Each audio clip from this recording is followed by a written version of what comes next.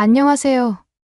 저는 수닝샤라고 합니다. 중국 동부 지역에서 태어나 줄곧 중화민족이 동아시아 문명의 중심이며 주변 국가들은 그 지류에 불과하다는 가르침을 받아왔습니다. 제 부모님과 주변 어른들은 입버릇처럼 한국 같은 나라는 옛날부터 중국에 조공을 바쳤고 그 문화는 전부 중국이 원조라고 말씀해 주셨고 저는 그 말이 곧 역사적 진실이라고 믿었습니다. 대학교에 들어와서도 제 신념은 흔들린 적이 없었습니다. 그런데 최근 영국에서 열리는 유럽 대학생 역사 토론 행사에 참관 형태로라도 참가하게 되면서 저는 스스로 중국의 정통성을 옹호할 기회라고 생각했고 그 기회를 놓칠 수 없었습니다. 출국 전 지도 교수님인 수민 교수님께 따로 불려갔을 때 교수님께서는 이렇게 말씀하셨습니다. 수닝샤, 요즘 유럽에서 한국의 역사문화 콘텐츠가 큰 관심을 받고 있다는 소식 들었나?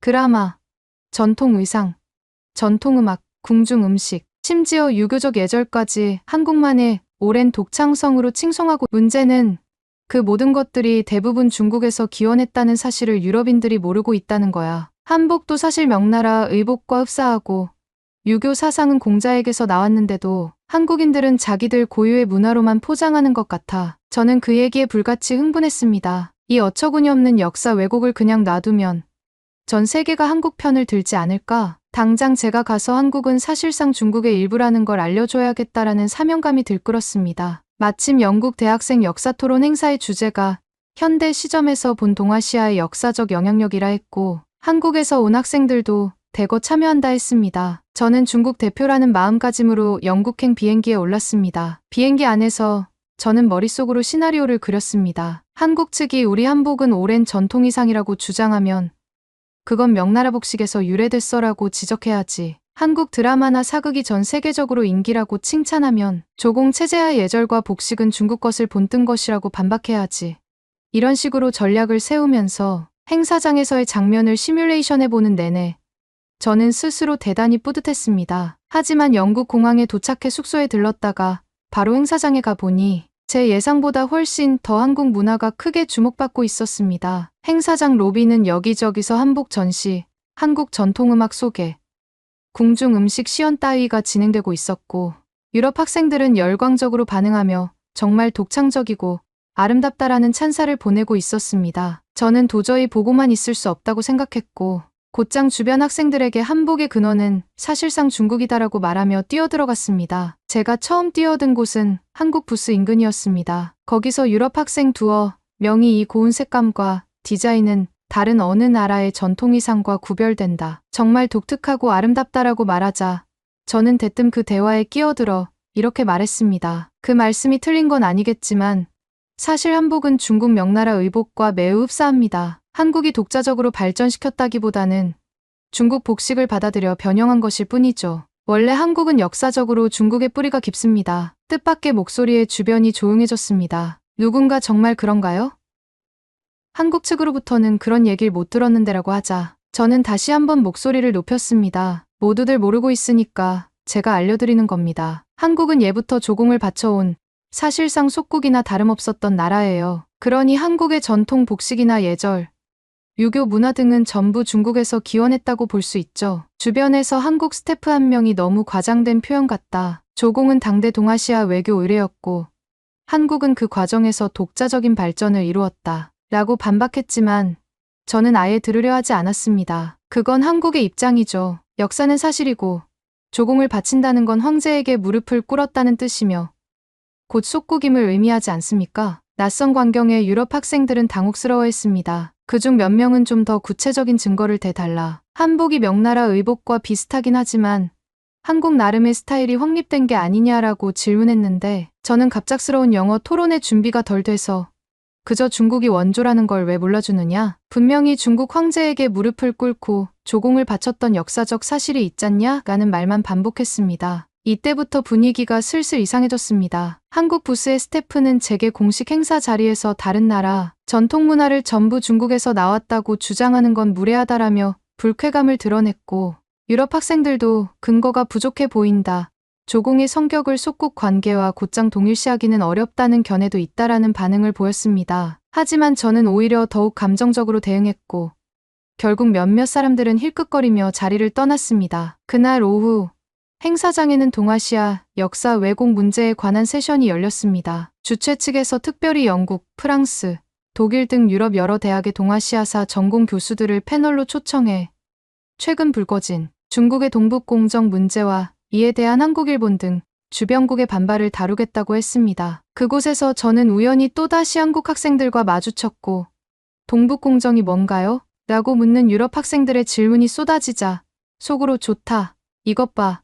드디어 중국 관점을 당당히 펼칠 기회가 왔다라고 생각했습니다. 그러나 거기서 펼쳐진 이야기는 제가 예상한 것과 완전히 달랐습니다. 유럽의 동아시아사 전공 교수들이 차근차근 동북공정의 배경과 문제점을 설명하기 시작했는데 제가 그토록 자랑스럽게 떠버리려 했던 고구려 중국 지방정권 주장이 치밀한 논리적 비판에 직면하는 장면을 난생 처음 보게 된 것이었습니다. 한 영국인 동아시아사 교수는 이렇게 말했습니다. 중국이 2002년경부터 국가 주도의 학술 프로젝트인 동북공정을 추진했습니다. 이는 중국 동북지역, 즉 동북 삼성야오닝성, 지린성, 헤이룽장성 일대 역사를 자국 역사로 편입하기 위한 연구 프로젝트입니다. 그 핵심 주장 가운데 하나가 고구려는 중국의 지방정권이었다는 것이죠. 하지만 이를 살펴보면 역사적으로나 논리적으로나 많은 모순이 발견됩니다. 그리고 프랑스인 동아시아사 교수 B는 이어서 이러한 맥락을 자세히 짚었습니다. 중국 측의 주장은 대략 5가지로 정리되는데 고구려가 지금의 중국 영토 안에 건국되었으므로 원래 중국 땅에 세워진 국가이다. 고구려는 독립국이 아니라 중국의 지방정권이었다. 고구려 유민들이 당나라에 흡수되었으니 고구려인은 사실상 중국인이었다. 왕건의 고려는 고구려를 계승한 나라가 아니라 전혀 다른 왕조다. 나아가서 고구려 계승국인 발해도 결국 당나라가 설치한 지방 군정기구로서 중국 역사에 속한다. 그러나 이것은 시대착오적 역사관에 가깝습니다. 가령 현재 중국 영토라는 이유로 수천 년 전 국가를 중국 지방정권으로 규정하는 것은 성립하기 어렵죠. 조공책봉이라는 것도 당대 동아시아 외교 체제의 관행이었을 뿐 이를 곧장 속국 개념으로 일반화하기 힘듭니다. 더구나 고구려가 수당과 치열한 전쟁까지 벌였는데 정말 지방정부가 중앙정부 수당을 쳐부수고 버틴다는 말은 황당하지 않습니까? 저는 그 말에 불쾌해졌지만 동시에 제대로 반박하기도 쉽지 않았습니다. 마치 누군가 제 역사 인식을 논리적으로 부정해 들어오는 기분이었기 때문입니다. 저는 손을 번쩍 들고 영어가 서툴지만 어떻게든 큰 소리로 따졌습니다. 하지만 조공체제 자체가 명백히 한국이 중국에 예속되었음을 의미합니다. 고구려도, 백제도, 신라도 황제에게 예를 갖추지 않았습니까? 그러면 자동으로 속국이나 다름없는 거죠. 그러자 독일인 교수가 고개를 저으며 말했습니다. 조공은 동아시아 외교 의례였고 당시의 일본, 베트남, 유목국가까지 모두 일정 형태의 조공책봉 관계를 맺었습니다. 이를 전부 중국의 지방정권이라 칭한다면 일본도 한때는 중국 지방정권이었다고 해야 하겠지만 그것은 현실과 맞지 않습니다. 또한 고구려가 당과 전쟁을 벌여 당나라가 패배 직전까지 몰린 기록도 있습니다. 지방정권이라면 그런 전쟁 자체가 애초에 말이 안 되죠. 저는 어떻게든 말을 잇고 싶었지만 앞서 준비해온 중국 황제에게 무릎을 꿇었다는 주장만으론 역부족이었습니다. 설상가상으로 누군가가 수나라 100만 대군이 고구려 침공에 실패한 사건은 어떻게 설명할 거냐 라며 물었습니다. 저는 당황해서 우물쭈물했지만 그 유럽인 교수들은 서로 눈길을 교환하더니 이 학생은 잘 모르는구나라는 표정을 지었고 순간 얼굴이 화끈거렸습니다. 이번엔 대화 주제가 자연스레 발해로 흘러갔습니다. 중국 동북공정의 주요 논리 중 하나가 발해, 역시 당나라가 설치한 군정기구 혹은 지방정권이라는 것이었습니다. 저는 다시 공격적으로 손을 들었습니다. 네. 발해도 사실상당에 속해 있었습니다. 게다가 발해 인구 상당수가 말갈족이었고 지금의 중국 소수민족과 연결되니 당연히 중화민족의 일부죠. 그러자 이번에는 프랑스인 교수 B가 고개를 갸우뚱하며 조금 전보다 더 꼼꼼하게 반박을 시작했습니다. 발해가 당나라 지방정권이라면 발해 왕이 황제 칭호를 쓰고 독자적인 연호를 사용했던 기록은 어떻게 보십니까? 더구나 고구려 유민이 주축이 되어 세운 나라이고 당과 외교 교섭에서 동등함을 주장하기도 했습니다. 발해가 중국의 속국이었다면 그런 독자적 행동이 가능했을 리 없죠. 게다가 2005년경 중국 길림성 지린성 용두산 고분군에서 발해와 관련된 고분이 발견되었다고 하는데 거기에 황후라는 표현이 분명히 명기되어 있다고 알려져 있습니다. 황후는 독립국의 군주만이 가질 수 있는 칭호죠. 그런데 중국이 그 비문을 공개하지 않고 있습니다. 왜일까요? 저는 듣기도 싫어서 작정하고 목소리를 높였습니다. 그럴 리 없습니다.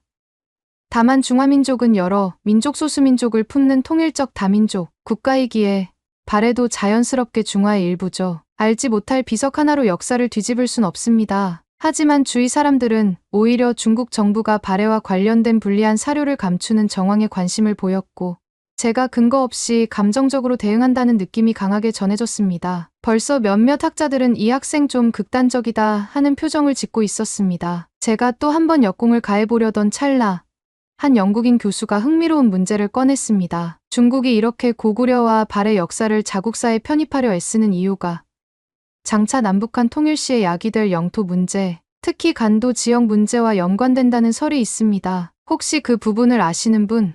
이 말에 몇몇 유럽 학생이 눈을 반짝였습니다. 저로서는 이 주제가 불편했습니다. 사실 저도 학교에서 얼핏 과거 1909년 간도협약으로 지금의 간도가 중국 영토로 편입됐고 언젠가 한국이 통일되면 문제를 다시 제기할 수도 있다는 말을 들어본 적이 있었지만 그 구체적 과정이나 맥락은 잘 몰랐습니다. 그런 제 표정을 간파한 듯 이번엔 독일인 교수 씨가 슬쩍 웃으며 말을 이었습니다. 실제로 중국 외교부 부부장이었던 우다웨이라는 인물이 2004년쯤 이런 취지의 발언을 했다는 증언이 있어요. 한국이 간도 소유권을 주장하지 않으면 중국도 고구려가 중국사라고 주장하지 않겠다는 식이었죠. 즉, 고구려를 포함한 동북공정은 단순히 역사, 해석의 문제가 아니라 간도 등 영토 문제와 직결되어 있다는 겁니다. 과거 간도협약은 을사늑약 이후 한국이 외교권을 빼앗긴 상태에서 일본이 조선 대신 중국과 맺은 것이므로 한국 쪽에서는 무효를 주장할 수 있는 여지가 있다고 보는 학자도 있거든요.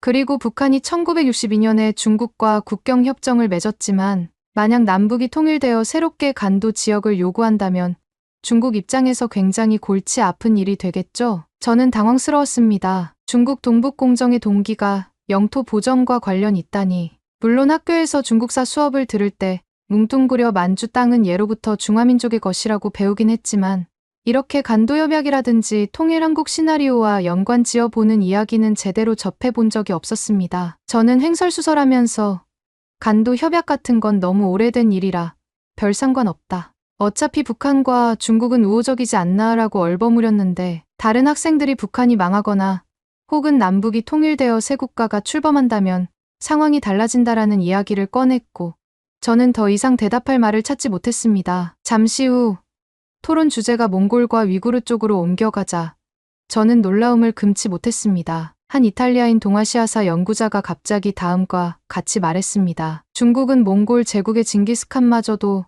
위대한 중화민족이라고 칭하고 있습니다. 또한 위구르나 티베트 등 여러 소수민족의 역사를 모두 중국사로 귀속시키기 위해 역사 공정을 벌이고 있죠. 특히 티베트가 당나라 이래로 중국 영토라거나 위구르 지역 역시 옛날부터 중화의 일부였다는 식의 주장을 하는데 이것도 역시 동북공정과 비슷한 맥락입니다. 저는 징기스칸이 중국인이라니 그건 우리 중국인도 좀 과장이라고 느낍니다라고 중얼거리다가 곧 말을 거둬들였습니다. 왜냐하면 중국 국내에서는 실제로 징기스칸 기념 박물관에 가면 위대한 중화민족의 선조라는 문구가 버젓이 전시되어 있다고 한다는 말도 들은 적이 있기 때문이었습니다. 주변 유럽 학생 중 누군가는 사실 징기스칸은 몽골 제국을 건설했고 한족 한조 왕조인 송나라와 적대적 관계였는데 어떻게 그를 중화민족이라고 하느냐라며 고개를 갸우뚱했습니다. 저는 뻘쭘해져서 중국은 통일적 다민족 국가라서 몽골 쪽도 결국 하나의 가족이라 말하고 싶었지만 이미 전반적인 흐름이 중국의 과도한 영토 역사, 확장주의를 문제 삼고 있었기에 제대로 말할 분위기가 아니었습니다. 그냥 괜히 어쨌든 한국은 뼛속까지 중국이라고 다시 주장을 반복하며 대화를 틀어보려 했으나 이미 그 주장은 여러 차례 논리적 타격을 입은 뒤라 더 이상 신뢰도 있어 보이지 않았습니다. 행사 마지막 날 큰 무대에서는 동아시아 문화의 세계적 파급력이라는 주제로 종합 토론이 펼쳐졌습니다. 여러 패널이 한국 드라마에 담긴 전통 문화가 신선하고 세련되다, 궁중 예절이나 유교적 가족 개념이 흥미롭다 등 한국을 다소 특별한 사례로 칭찬했습니다. 저는 가만히 앉아 있다가 질문 시간이 되자마자 또 손을 번쩍 들었습니다. 죄송하지만 한국이 그렇게 대단하다고들 말씀하시는데 사실 한국은 중국에서 많은 제도와 풍습을 받아들였고 뿌리부터 중국이라고 할 수 있습니다. 고구려, 백제, 신라 모두 결국 중국의 영향 아래 조공을 바쳤잖습니까? 왕조 자체가 중국에 예속되어 왔는데 왜 자꾸 한국 문화가 독자적이라는 식으로 홍보되는지 이해가 안 됩니다. 사회자가 혹시 성함과 소속을 알려달라고 물어봐서 저는 마치 자랑스럽다는 듯 저는 중국에서 온 수닝샤이며 저희 수민 교수님의 추천으로 참관 중이라고 답했습니다. 패널 중 한 명인 유럽인 역사학자가 반박했습니다. 물론 중국 문명이 동아시아 여러 나라에 큰 영향을 끼친 건 사실입니다. 하지만 고구려, 백제, 신라 등 한반도와 만주의 일부를 포함한 새 왕국도 독자적으로 발전한 사례가 많습니다. 이들은 서로 다른 문화 코드를 형성하며 중국과는 다른 사회구조나 예술 전통을 보여주죠. 저는 속이 끓어올라 그래봤자 조공을 바친 걸로 증명되지 않았나요? 한복이건 궁중 예절이건 전부 명나라나 당나라에서 가져온 거 아닙니까? 라고 소리를 질렀습니다. 그러자 사회자가 잠시 저를 진정시키며 좀 더 구체적인 역사 사례를 들어주시면 어떨까요? 라고 권했습니다. 하지만 막상 저는 머릿속이 하얘졌습니다. 갑작스럽게 등장한 고구려,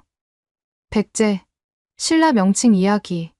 그때 한 한국인 학생이 조심스럽게 손을 들고 말했습니다. 제가 한국의 고대사 전공은 아니지만 고구려, 백제, 신라가 각각 기마수련 문화, 해양교역 문화, 철기, 농경 문화 등 서로 다른 DNA를 갖고 있었다고 합니다. 이것이 훗날 통일을 거쳐 고려와 조선, 그리고 현재 대한민국에까지 영향을 주었다는 논리도 있죠. 저는 그 얘기를 듣는 순간 머릿속에 떠오르는 게 있었습니다. 중국 내부에서도 가끔 고구려는 북방 기마민족적 요소가 강했다라고 말하는 학자들이 있어 그게 중국산이 아니냐로 다툼이 있는 것을 본 적이 있기 때문입니다. 그래서 일단 발끈했습니다. 그거야말로 역사 왜곡 아닙니까? 고구려든 백제든 신라든 궁극적으로 중화의 영향에서 벗어날 수 없었죠. 중국 황제에게 조공을 바쳤고 복식도, 예절도, 사상도 모두 중국 걸 받아들였는데 무슨 기만이 해양인이 운운합니까? 그러자 그 학생은 오히려 고구려, 백제, 신라의 이름 자체에 숨겨진 의미를 풀어가며 저를 곤란하게 만들었습니다. 그 학생은 이렇게 말했습니다. 고구려라는 국호는 원래 기록의 구려줄리 혹은 고구려 까오줄리로 나오는데 여기서 맹모이라는 명칭과 관련된 학설도 있습니다. 맥종모조이라고 불린 기마수련 민족의 한 갈래가 구려라는 공동체를 세웠고 이들은 상당히 북방적 요소를 가지고 있었다고 하죠. 또 고구려를 세운 인물이 주몽인데 부여에서 건너온 설화가 전해집니다. 게다가 수렵도 벽화나 말탄 무용총 벽화 등에서 보듯 고구려는 말 타고 활을 쏘는 매우 북방, 유목수련 문화에 가까운 색채를 보여요. 이것이 분명 중국 한족 왕조와 구별되는 특징을 이룹니다. 그런데 중국이 고구려를 그냥 지방정권이라고 우기면 역사적으로 어불성설이 되죠. 저는 정신이 번쩍 들었습니다. 수렵도 벽화 같은 건 어렴풋이 들어본 적은 있지만 거기서 곰이 사람처럼 앉아있는 장면 등이 발견되었다거나 개구리를 숭상하는 고구려적 신앙 같은 이야기는 전혀 몰랐습니다. 그런데도 그 한국 학생이 그런 자료들을 언급하며 고구려가 독자적 세계관을 갖춘 북방 세력이었다고 강조하자 주위 유럽 학생들은 흥미롭다며 귀를 기울였습니다. 저는 그저 조공만 반복할 수밖에 없었고 어쩐지 점점 논리가 약해지는 느낌이었습니다. 이어 그는 백제에 대해서도 한마디 했습니다. 백제라는 이름을 빨지로 쓰지만 이것이 백발개의 나루터지라는 설도 있고 형제 숀디인 비류와 온조가 세운 나라에서 시작되었다는 삼국사기 삼국유사 전승도 있죠. 어쨌든 한강 유역을 기반으로 해양 교류에 능했으며 일본의 선진 문화를 전파한 동아시아 해상교역국이라는 평가가 있어요. 실제로 백제 금동대항로, 무령왕릉 출토품 등을 보면 중국 남조와도 교류했지만 그 독자적 예술성과 해양적 감각이 돋보이죠. 일본에서는 구다라 말지란 말이 백제를 뜻하는 고유명사가 되었고 심지어 최고급 문화재를 두고 이건 구다라 제작이라고 했다는 기록도 있습니다. 즉, 백제 문물이 당시에 일본에서 고급품으로 통했음을 시사하죠. 저는 그렇다고 백제가 무슨 자주적이었다는 말이냐? 중국 남조와의 관계가 얼마나 빈번했는데 라고 목소리를 높였으나 곧 되받아쳤습니다. 물론 중국 남조와 교역했죠. 하지만 교역은 독립된 국가끼리의 일이죠. 실제로 백제가 당나라의 속국이었다면 어떻게 당과 싸워 이기기도 하고 자율적 외교를 펼쳤겠습니까? 백제도 결국 멸망 당시 신라당 연합군에 의해 무너졌지.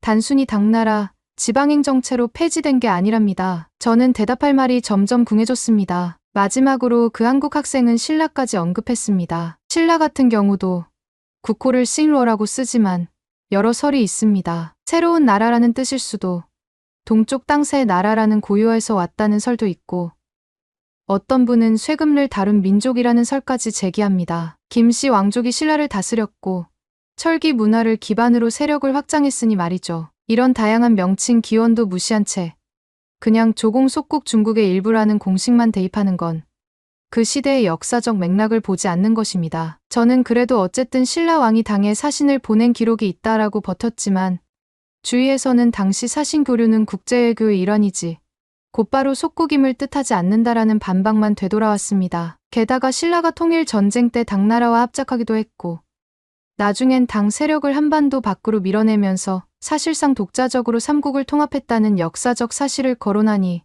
더 이상 제가 할 말이 없었습니다. 고려는 고구려를 계승하지 않았다는 것이 중국 동북공정의 또 다른 핵심 주장인데 유럽 교수들은 이를 두고 심각한 무리수라고 지적했습니다. 저는 당연히 고려가 고구려와 성씨가 다르다. 왕씨왕과 고가원은 전혀 다른데 무슨 계승이냐? 라고 우겼습니다. 하지만 곧바로 서희의 외교 담판 거란과의 강동육주 담판을 비롯해 고려가 스스로를 고구려 계승 왕조로 표방했다는 역사 기록, 그리고 코리아코어라는 영어 국호가 고려에서 왔다는 점이 연이어 제시되었습니다. 만약 고구려가 중국 땅이고 고려가 고구려를 계승한 나라가 아니라면 코리아라는 국호 역시 어떤 정체성을 갖는 건가요? 실제로 북한의 영어 국호는 Democratic People's Republic of Korea, 남한은 Republic of Korea.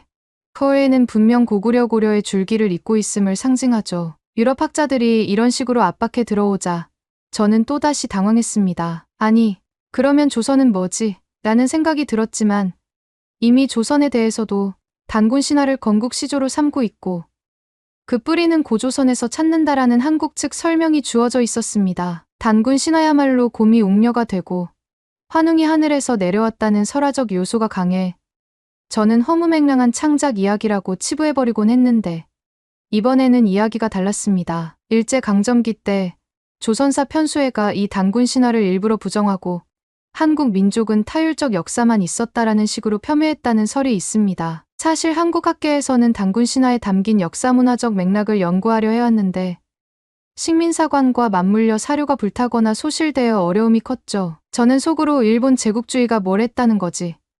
우린 그 시절에 대한 관념이 별로 없는데 하고 생각했지만 그토록 강조했던 단군 신화가 엉터리다라는 제 주장을 뒷받침할 근거가 빈약해지니 점점 입을 다물 수밖에 없었습니다. 그 사이 다른 유럽인 패널이 중국의 다민족 국가론 통일적 다민족 국가에 어떻게 작동하는지 설명해 주었습니다. 중국은 광대한 영토 내 소수민족을 하나의 대가족 개념으로 포섭하려 하죠. 그래서 몽골도, 티베트도, 위구르도 궁극적으로 하나의 중화민족이라고 주장합니다. 이런 맥락에서 동북공정은 고구려 발에 심지어는 백제신라까지 중화민족으로 끌어들이려 하는 시도의 일환입니다. 일종의 영토 지상주의 내지 민족 통합 논리 때문인데 문제는 그렇게 되면 주변국들의 역사적 정체성이 부정되고 갈등이 생긴다는 거죠. 물론 저는 중국은 소수민족을 보호하고 위대한 중화로 통합하는데 그게 뭐가 나쁘냐고 맞섰지만 바로 당사자 민족이 원치 않는데도 강제로 역사문화를 편입하는 건 문제라는 반박이 되돌아왔습니다. 그리고 한국은 이미 청친과의 전쟁을 통해 독립했고 단군 삼국 통일 신라 고려 조선 대한민국으로 이어지는 흐름이 명백한 주권 국가라는 말이 추가되었습니다. 저는 더 이상 뭐라 변명할 여지가 없었습니다. 토론이 끝날 무렵 사회자는 오늘 한국 문화를 다룬 세션에서 간혹 중국과의 역사적 교류가 간과되는 일이 없진 않다. 하지만 중국 학생께서 너무 과격하게 전부 중국 것이다라고만 주장하신 탓에 상호 이해가 어려워진 것 같다. 다음에는 보다 학술적 근거를 체계적으로 제시해 주시길 바란다. 라고 정중하게 마무리했습니다. 저는 사실상 망신만 당했습니다. 중간중간 영어가 부족해 더 공격적으로만 목소리를 높이다 보니 외려 주변에 감정적이고 무례한 중국인으로 비쳤음을 느낄 수 있었습니다. 토론이 끝난 뒤 저는 행사장 복도에서 유럽 학생 몇 명과 얘기를 나누려 했습니다만 다들 한두 마디 듣고는 또 똑같은 주장뿐이구나라며 슬쩍 자리를 피하거나 구체적 사료를 제시할 수 있느냐고 물었습니다. 제가 준비해간 몇 문헌은 주로 중국 정부 계열 출판물들이었고 그 안에도 객관적 증거는 많지 않았습니다. 누군가가 중국 측 사서에도 고구려, 백제, 신라를 외국으로 인정한 기술이 있다. 삼국사 삼국지의지 동이전 등도 이민족으로 분류하는데 왜 오늘날 중국이 달리 해석하는 거냐라고 물으면 저는 전혀 대답하지 못했습니다. 또 다른 이는 일본도 과거 식민 지배를 정당화하기 위해 역사 왜곡을 했는데 지금 중국이 그와 비슷한 논리를 쓰는 것 같아 걱정이라고까지 말했는데 거기에 대해서도 반박하기 어려웠습니다. 결국 저는 영국에 더 머무를 자신이 없어 귀국 비행기 표를 서둘러 변경했습니다. 공항으로 돌아오는 택시 안에서 저는 창밖을 멍하니 보았습니다. 결국 제가 한 건 한국은 뼛속까지 중국이라 소리만 질러댄 것일 뿐 누구도 설득하지 못했잖아 하는 좌절감이 몰려왔습니다. 동시에 그래도 논리가 부족한 게 아니다. 그냥 영어가 부족했고 유럽인들이 중국사를 잘 몰라서 그런 거다. 언젠간 진실이 밝혀지겠지라고 스스로를 위로하기도 했습니다. 그렇게 중국으로 돌아와 수민 교수님께 유럽 학생들은 한국말만 듣고 중국이 원조라는 걸 부정했습니다. 제가 아무리 주장해도 그 분위기가 워낙 한국 편이었다. 라고 보고했습니다. 교수님께서는 역시 서양인들은 깊은 역사를 잘 이해 못하지. 고생했습니다. 수닝샤 라고 제 편을 들어주셨지만 제 스스로는 어떤 씁쓸함을 지울 수 없었습니다. 제가 정말 논리적으로 부족했던 걸까? 동북공정과 중국 통일적 다민족 국가론에 대해 제대로 연구해서 갔더라면 더 강력히 한국을 몰아붙일 수 있었을 텐데 물론 저 스스로는 중국이야말로 모든 것의 뿌리라는 믿음을 버릴 생각이 없습니다. 언젠가 또 이런 국제무대에서 한국이 자신들의 문화를 자랑하면 저는 더 치밀한 자료를 들고 가서 그건 전부 중국 것이다 라고 선언할 것입니다. 저는 이제 다시 중국 땅으로 돌아왔고 새벽 공항에 내렸을 때의 공기는 서늘했습니다. 유럽에서 당한 치욕을 반드시 갚겠습니다라는 생각으로 가슴이 화끈거렸습니다. 교수님께 더 많은 자료를 부탁드리고 다음에 비슷한 기회가 생긴다면 만반의 준비를 해갈 작정입니다. 설령 그것이 말도 안 되는 우기기일지라도 저는 모든 것이 중국에서 나왔다는 우리식 논리를 세상에 강요하고 싶으니까요. 하지만 한편으론 고구려 벽화에 그려졌다는 곰과 사람의 동반 모습, 백제가 해양 국가로서 일본의 선진 문화를 전파했던 사례, 신라가 철기 문화를 중시했다는 점 등등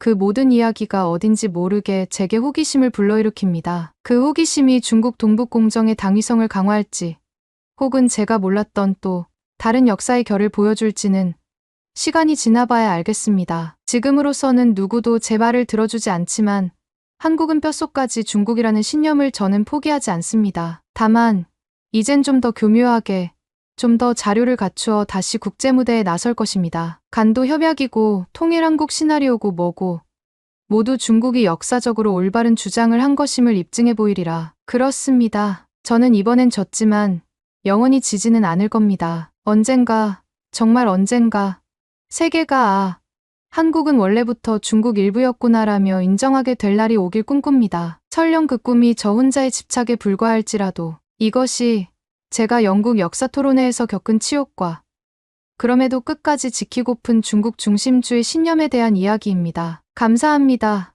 두 번째 사연 바로 시작하겠습니다. 중국 최고 명문대를 나와서 겨우 한국 식당에서 야채 손질이랑 설거지나 하라고? 중국에서 굶어 죽더라도 한국에서 일 안 할 거야. 여기 한 중국인이 전화 통화를 하며 열을 올리고 있습니다. 과연 이들에겐 무슨 사연이 있는 걸까요? 안녕하세요.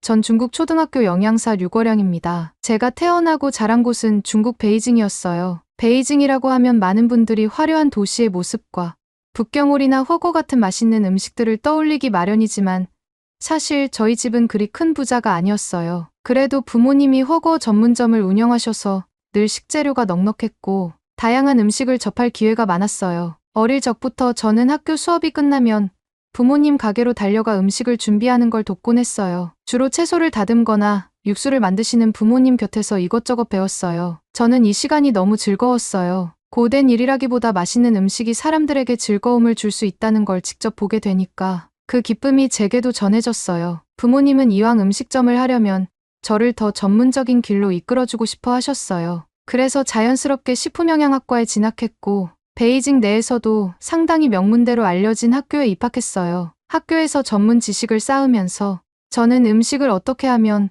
더 건강하게 만들 수 있을까를 고민하고 연구하는 데 푹 빠졌어요. 특히 어릴 적부터 허거의 다양한 재료를 접해왔기 때문에 각 재료의 특성과 영양을 어떻게 조화롭게 끌어낼 수 있을지가 가장 흥미로웠어요. 대학 시절 실습을 나갔던 곳은 베이징 시내 한 초등학교였어요. 그 학교 급식실은 시설이 정말 잘 갖추어져 있었어요. 현대식 조리도구에 곳곳에 위생 매뉴얼이 붙어 있고 조리사 선생님도 충분히 많았어요. 거기에 영양사분들도 여러 명이 각각 메뉴, 구성과 식재료 영양 밸런스를 꼼꼼하게 챙기고 있더라고요. 아, 중국의 학교 급식 수준이 정말로 많이 발전했구나 하고 그때 크게 감탄했어요. 그러면서 저도 언젠가 나도 이런 곳에서 아이들을 위해 최고의 식단을 짜야지 하는 소망을 갖게 됐어요. 시간이 흘러 졸업할 때쯤 저는 영양사 국가시험에도 무사히 합격했고 최종적으로 초등학교 영양사로 발령을 받게 됐어요. 다만 베이징이 아니라 청도의 작은 도시 쪽으로 발령이 났다는 통보를 받았어요. 물론 처음에는 조금 실망했지만 중국의 미래를 책임질 어린아이들의 건강을 위해 어디서든 열심히 해보자는 열정이 가득했어요. 낙후된 지역이라도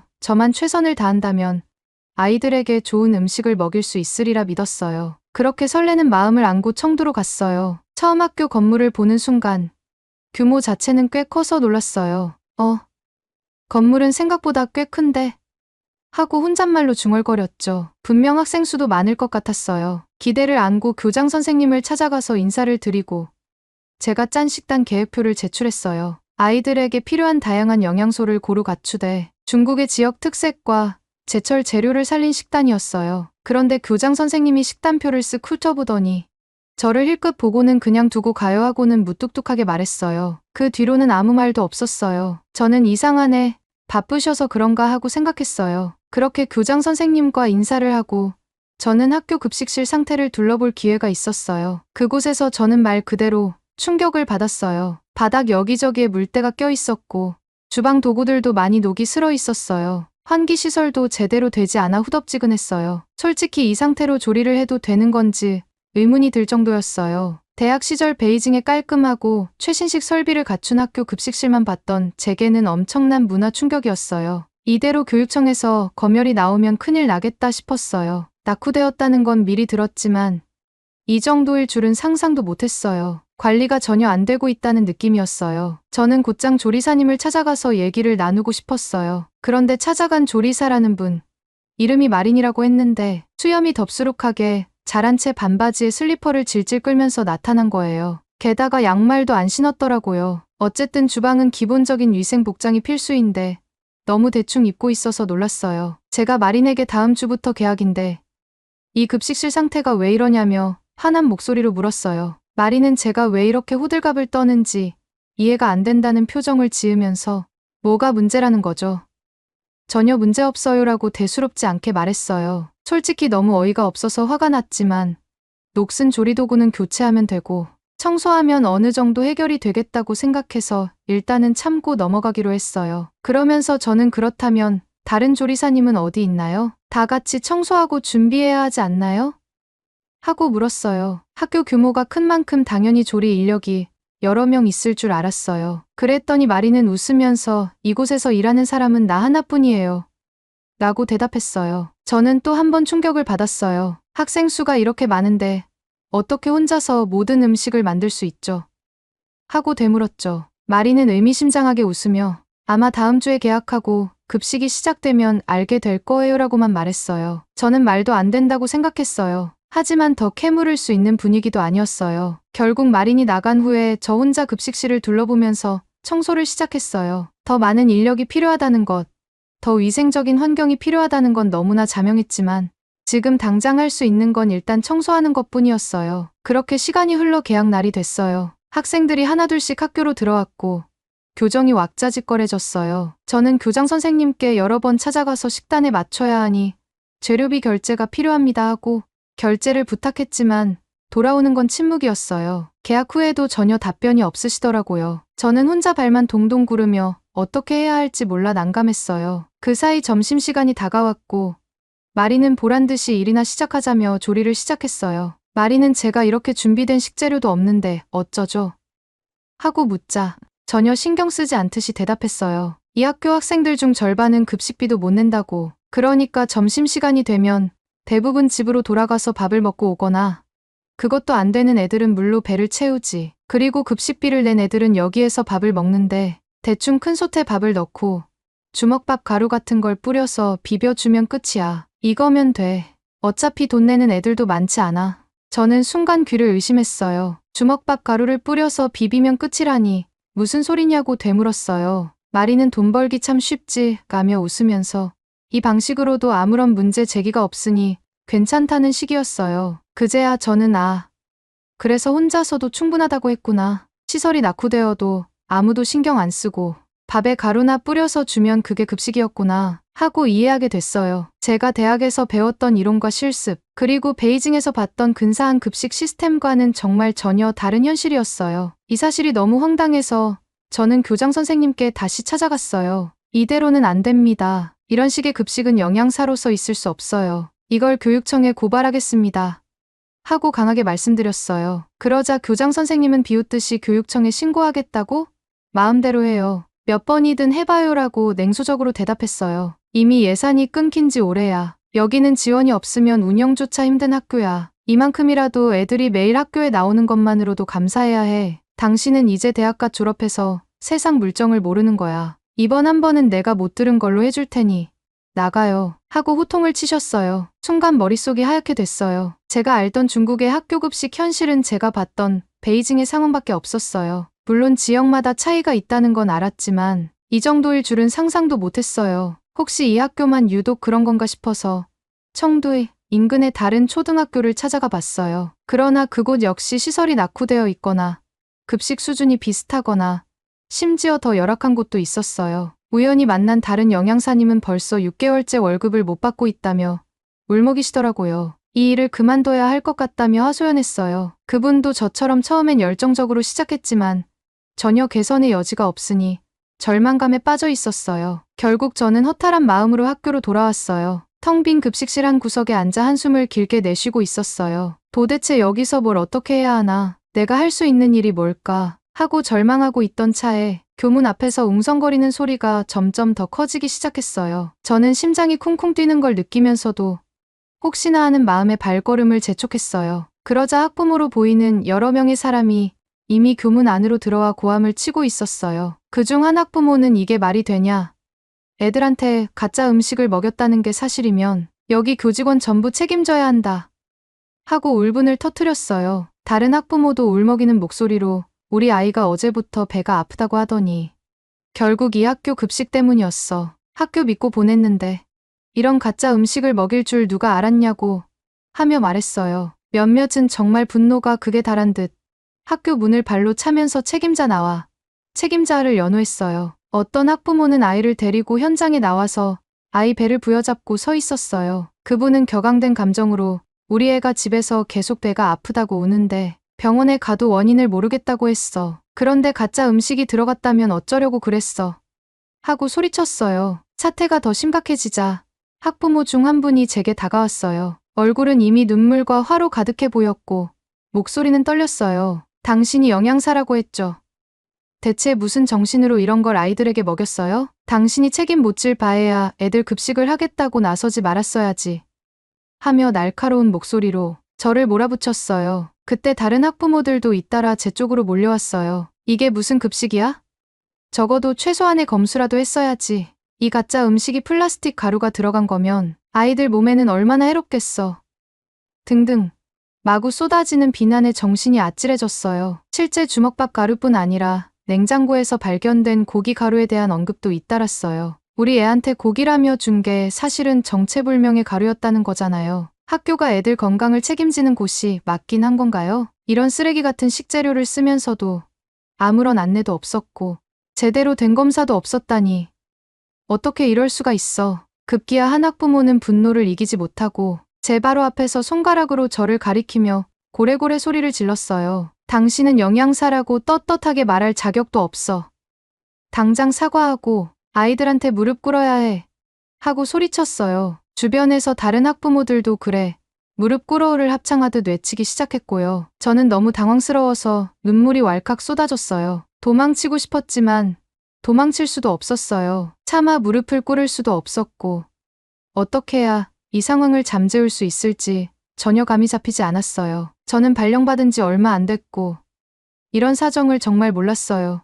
죄송해요. 제가 어떻게든 해보려 했는데 라고 울먹이며 말씀드렸지만 이미 격앙된 학부모들의 분노는 제 사과로 달래지지 않았어요. 결국 한바탕 소란이 벌어지고 경찰까지 출동해 간신히 상황이 진정됐어요. 하지만 그때의 분노와 원망을 담은 시선들이 제게 꽂혔고 저는 그 자리를 빠져나와야만 했어요. 그렇게 집으로 돌아와 온몸이 축 늘어진 채로 한참을 울었어요. 할 수 있는 최선을 다하려고 했는데 결국 돌려받은 건 비난과 분노뿐이었거든요. 제가 감당하기에는 너무나도 큰 현실이었어요. 세상 물정이라고 하지만 베이징에서만 살다 와서 현실의 다른 단면을 보게 된 거였어요. 어디서부터 잘못된 걸까? 어떻게 손 쓰면 될까? 그저 답답할 뿐이었어요. 그러던 중 제가 대학 시절 가장 친하게 지냈던 친구인 양양에게서 연락이 왔어요. 양양은 저와 함께 식품영양학을 전공했고 졸업이 가까워졌을 때부터 나는 한국의 중소기업에 있는 조리사로 일해보고 싶다고 계속 말했어요. 사실 그 말을 들었을 때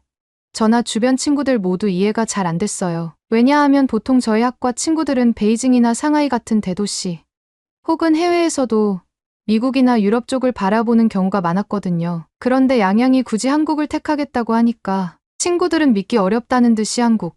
거긴 왜 가? 차라리 북미나 유럽으로 가지 하며 비아냥거리곤 했어요. 솔직히 저 역시 한국에 굳이 갈 필요가 있을까? 우리나라에서도 좋은 기회가 많잖아 하고 생각했어요. 양양의 결정이 너무 유난스러워 보이기도 했고요. 그런데 이뿐만 아니라 좀 더 노골적으로 양양을 비난하는 친구들도 있었어요. 어느 날 학교 휴게실에서 몇몇 친구들이 모여 수다를 떨던 중 양양 이야기가 나왔어요. 그때 한 친구가 코웃음을 치며 말했어요. 진짜 이해가 안 돼. 한국이라니. 한국은 우리 중국의 문화, 음식, 노래 안 베낀 게 없잖아. 자기들이 필요한 건 다 베껴 가놓고 결국 미국에게 기대서 우리 중국을 질투하는 나라인데 뭘 볼 게 있다고 거길까. 그러자 옆에 있던 다른 친구가 맞장구를 쳤어요. 그니까 말이야. 게다가 거긴 아직 국민 수준도 매우 낮아. 한국 사람들은 중국에서 왔다고 하면 다들 너한테 뭘 받아먹으려고만 할걸? 생각만 해도 피곤해. 도대체 왜 가는 건지 모르겠어. 솔직히 저도 굳이 이렇게까지 혐오에 가까운 말을 하고 싶진 않았지만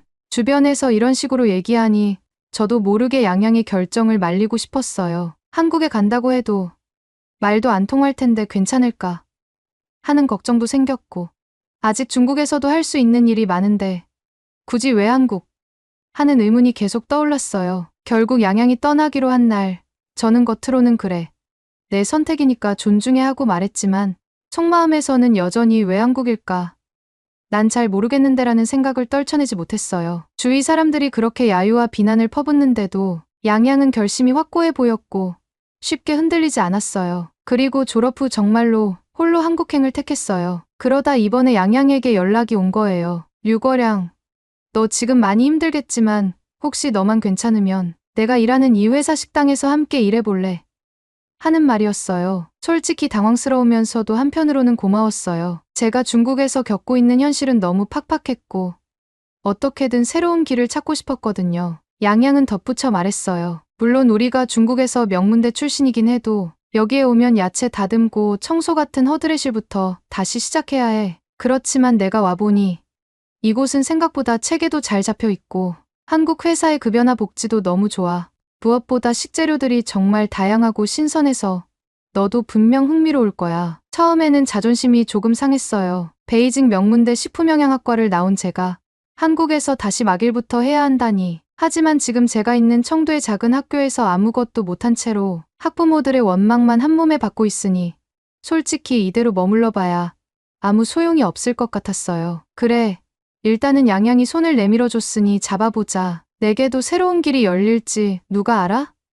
하고 마음먹었어요. 그리고 이런 결심을 하게 된 데에는 주변 친구들이 말했던 온갖 비아냥도 어느 정도 영향을 줬던 것 같아요. 정말로 한국은 그런 곳일까? 혹시 나도 직접 가서 확인해보면 다를 수도 있지 않을까 하는 의문이 생겼거든요. 그렇게 온갖 의구심과 걱정을 아는 채로 결국 전 양양이 있는 한국 중소기업 식당으로 향하기로 결심했어요. 그래서 결국 마지막 끈이라는 심정으로 양양을 찾아 한국으로 건너왔어요. 중국에서 하던 것보다 훨씬 나은 환경에서 다시 시작해보자 하고 다짐하면서요. 사실 전 태어나서 비행기를 타본 적이 없었거든요. 그나마 이동해봤자 기차나 버스가 전부였으니까요. 그런데 인천공항에 도착하는 순간부터 제 눈에는 모든 게 놀랍고 신기했어요. 공항 건물은 정말 거대했고 실내가 환하고 깨끗한 데다가 곳곳에 배치된 안내 표지판과 로봇, 그리고 친절한 공항 직원들까지 마치 미래 도시 같은 느낌이었어요. 줄지어 서서 질서를 지키는 사람들 모습도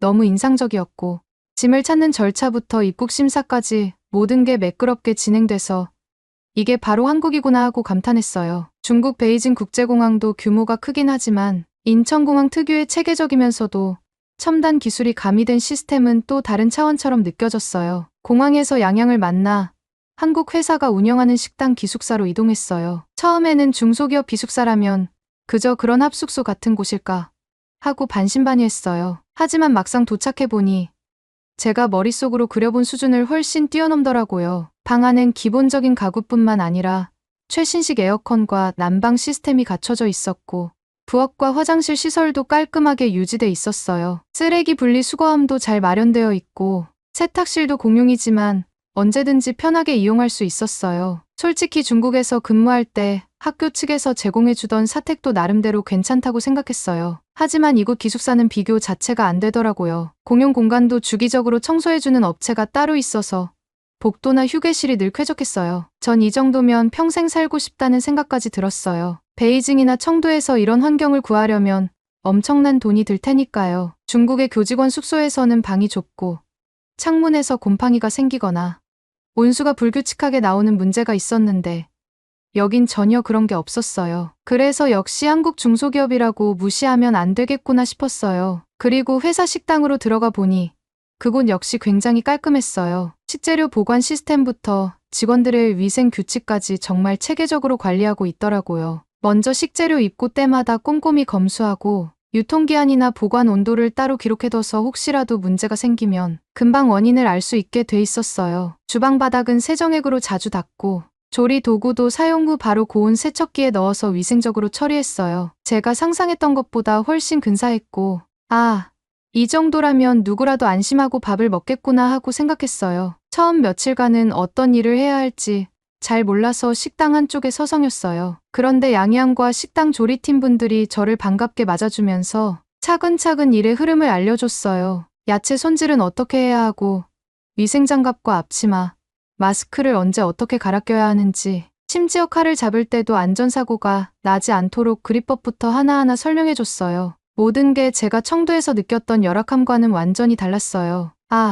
여기가 내가 다시 시작할 수 있는 곳이구나 하는 마음이 들어서 왠지 모르게 안도감이 들었답니다. 제 가장 첫 업무는 야채 다듬기와 조리실 청소였어요. 사실 베이징 명문대 출신이라는 저의 배경을 누구도 알 필요도 관심도 없었어요. 저는 조금 씁쓸했지만 솔직히 제가 중국에서 해왔던 영양사라는 타이틀에 걸맞은 일을 할 수 있는 상황이 아니었어요. 그래서 이 일을 성실히 배우는 게 최선이었어요. 1년 동안 야채 다듬는 일을 하면서 저는 조금씩 한국 식재료에 대해 배워나갔어요. 한국은 사계절이 뚜렷해서 계절마다 나는 제철 채소와 해산물이 다양했어요. 봄이면 봄나물냉이, 달래, 돌나물, 취나물 등이 풍부했고 여름이면 오이, 가지, 호박 같은 채소가 햇빛을 듬뿍 받고 자라 싱싱했어요. 가을이면 은행, 밤, 호박, 고구마 등 중국에서도 익숙한 재료가 있지만 한국에서는 특히 가을에 제맛을 내더라고요. 겨울엔 굴이나 꼬막 같은 해산물도 제철이라 신선하고 맛있었어요. 이 모든 재료를 이용해 회사 식당에서 매일 다른 메뉴를 만들 수 있다는 게 너무 신기했어요. 또 한국 회사에서는 점심 식사를 준비하는데도 전날 오후부터 식재료를 꼼꼼히 다듬고 위생 검사하고 메뉴에 대한 회의를 따로 해요. 그리고 조리사들이 아침 일찍부터 나와서 직원들이 편하게 먹을 수 있도록 차근차근 조리하죠. 이 과정을 처음 봤을 때 한국인들은 그냥 당연하게 생각하나 보네. 난 아직도 너무 신기한데라고 생각했어요. 하지만 한국 직원들은 이걸 그저 평범한 회사 밥 정도로 여기더라고요. 저희가 무슨 특별식을 만들었을 때에도 그냥 오늘은 조금 반찬이 다양하네 정도로만 받아들이는 것 같았어요. 이걸 보고 확실히 중국과의 수준 차이가 크구나 하고 느꼈어요. 중국이라면 이런 정도의 깔끔하고 풍성한 식단은 정말 특별한 날에나 볼 수 있는 수준이라고 생각했거든요. 야채를 다듬으며 하루하루 보내는 동안 저는 양양과 함께 한국 시장도 자주 가봤어요. 재료를 직접 사와야 하는 경우가 있을 때 저는 마트나 재래시장에서 한국의 다양한 상품들을 구경했어요. 김치도 종류가 엄청 많고, 젓갈, 장류고추장, 된장, 간장 등 발효식품들이 굉장히 다양했어요. 바다를 접하고 있어서인지 해산물이 신선하고 지역마다 특산물도 달랐어요. 어떤 시장에 가면 해산물 코너가 완전히 활기가 넘치고 또 다른 시장에 가면 떡과 전통 과자 같은 게 줄을 이루고 있었어요. 이런 풍요로운 식문화를 경험할 때면 역시 새로운 나라에 와보니까 배울 게 많구나 하고 매번 감탄했어요. 처음 1년 동안은 제가 주도적으로 영양을 설계하거나 식단을 짜거나 할 기회는 거의 없었어요. 그래도 회사 식당 조리사팀에서 일하면서 실무 노하우나 위생관리, 식재료 보관법, 한국인 식습관 등을 자연스럽게 익혔어요. 회사에서는 직원들 건강을 위해 주 1회씩 영양사와 조리사들이 함께 모여 회의를 해요. 그 회의에 참석해보면 어떤 식재료는 어떻게 손질해서 보관해야 오래 유지되는지, 또 어떤 양념이 어떤 재료와 궁합이 좋은지 등 실무적인 이야기가 많이 오가요. 이건 교과서에서 배운 것과는 또 다른 차원의 디테일이었어요. 게다가 한국에서는 각종 위생 관련 법규와 기준이 엄격해서 온도 관리, 조리기구 세척, 위생복 착용, 위생 장갑 사용 등에 대해 매일 점검해요. 저는 이 부분에서 지난 중국 청도의 학교 급식실을 떠올렸어요. 그곳은 한 달에 한 번 청소하는 것조차 힘겨워했는데 여기는 매일 청소하는 건 기본이고 매주 한 번씩은 대대적인 소독을 해요. 이런 철저한 관리가 음식을 만드는 사람으로서 마땅히 해야 하는 기본이 아닐까 싶었어요. 그러다 보니 한국은 대단하다는 감탄이 저절로 나오곤 했어요. 그렇게 1년이 지나자 제 눈에 보이는 세상이 확실히 달라졌어요. 특히 얼마 전에는 김장철이라 김치를 담그는 과정을 지켜보았는데 김장하는 모습은 제게 큰 충격이자 감동이었어요. 한 번에 이렇게 많은 양의 배추에 양념을 발라서 김치를 만든다고? 중국에서도 파오차이 문화가 있지만 한국 김장은 전혀 다른 차원이었어요. 배추 손질부터 소금에 절이는 과정, 양념을 만들어서 배추 사이사이에 꼼꼼히 바르는 일까지 그 모든 게 체계적으로 이루어졌어요. 그리고 이렇게 담근 김치는 회사 식당에서 1년 내내 활용할 수 있는 중요한 식재료가 돼요. 김치 하나로도 찌개, 볶음밥, 전 등 다양한 요리를 해 먹을 수 있는데 맛도 매번 다르게 느껴져요. 김치가 익어갈수록 다른 풍미가 나오는 것도 참 신기했어요. 저는 이 과정을 지켜보면서 중국에서 엘리트 코스를 밟고 왔다고 자부하던 제 자신이 얼마나 우물안개구리였는지를 실감하게 됐어요. 그렇게 한국에서 1년을 보내고 이제는 어느 정도 일을 익혀서 혼자서도 다양한 야채를 다듬고 튀김이나 볶음, 찌개 같은 조리 보조도 할 수 있게 됐어요. 제게는 이제 한 가지 작은 꿈이 생겼어요. 한국에서 더 많은 경험을 쌓은 뒤 언젠가 제가 중국으로 돌아가더라도 혹은 또 다른 나라로 가게 되더라도 제대로 된 급식 문화와 위생 시스템을 전파하고 싶어요. 그때는 이번에 배운 것들을 활용해서 단순히 영양사라는 직함에만 갇혀 있지 않고 실제로 현장에서 도움이 되는 사람이 되고 싶어요. 아직도 중국의 많은 아이들에게 건강한 식단을 제공한다는 제 꿈 자체는 변함이 없어요. 다만 그 꿈을 이루기 위해선 더 넓은 세상에서 배우고 적응하고 협력하는 과정이 필요하다는 걸 깨달았어. 그리고 가끔 청도의 그 학교 소식을 인터넷으로 찾아볼 때가 있어요. 별다른 개선 없이 교장 선생님이 여전히 그 자리를 지키고 있다는 말도 들었어요. 여러 차례 고발이 들어갔음에도 사정이 워낙 복잡하다 보니 큰 변화는 없다고 해요. 생각하면 아직도 마음이 무겁고 동시에 안타까워요. 언젠가 중국도 지역 간 격차가 줄어들고 청두처럼 상대적으로 낙후된 지역에서도 아이들이 훌륭한 급식을 받을 수 있는 날이 오면 좋겠어요. 저는 지금도 한국에서 더할 나위 없이 보람을 느끼고 있어요. 그리고 이 보람이 언젠가는 저를 더 성장하게 만들어줄 거라고 믿어요. 이상으로 제 긴 이야기를 마칠게요. 들어주셔서 정말 고맙고 오늘도 모두 건강하고 맛있는 식사를 하시길 진심으로 바라요. 한국 정말 사랑합니다. 제가 한국에서 일하는 동안 끝까지 응원해 주실 거죠? 믿겠습니다. 이상 여기까지 중국의 영양사 류거량의 이야기였습니다. 재미있게 들으셨나요? 다음에도 더 재미있고 감동적인 이야기를 원하신다면 좋아요와 댓글 부탁드립니다. 여러분의 응원 하나가 저에게는 큰 힘이 된답니다.